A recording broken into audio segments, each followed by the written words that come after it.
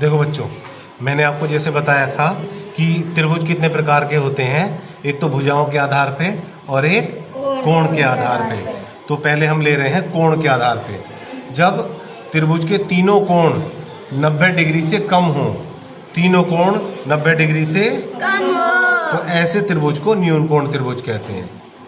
और जब एक कोण 90 डिग्री से ज़्यादा हो, देखो ये एक कोण जो है 90 डिग्री से ज़्यादा है।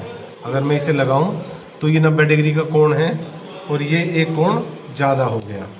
ये 90 डिग्री का कोण है, इससे ये वाला कोण और ज़्यादा है। ठीक है, तो ये अधिक कोण त्रिभुज हो गया। और एक होता है समकोण त्रिभुज। जब एक कोण 90 डिग्री का हो, ये देखो ये वाला कोण 90 डिग्री का हो गया ना, तो ये कोण 90 डिग्री का है तो समकोण त्रिभुज हो गया। तो ये तीन तरह के त्रिभुज हो गए। न्यून कोण त्रिभुज जब प्रत्येक कोण 90 डिग्री से कम हो, अधिक कोण त्रिभुज जब एक कोण 90 डिग्री से ज़्यादा हो, और समकोण त्रिभुज जब एक कोण 90 डिग्री का हो। ये तो है कोणों के आधार पे। अब आ जाइए भुजाओं के आधार पे। भुजाओं के आधार पे क्या होता है? विषम बाहु त्रिभुज। विषम बाहु त्रिभुज जब तीनों भुजाएं अलग अलग लंबाई की होती हैं तो विषम बाहु त्रिभुज कहलाता है। और समद्विबाहु त्रिभुज जब ये दोनों भुजाएं, कोई सी भी दो भुजाएं बराबर लंबाई की हो तो समद्विबाहु।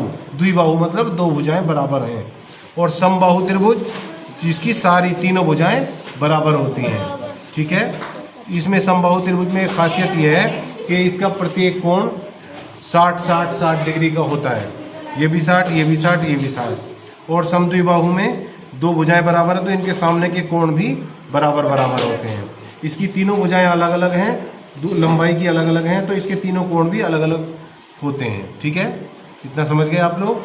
चलो, थैंक यू वेरी मच।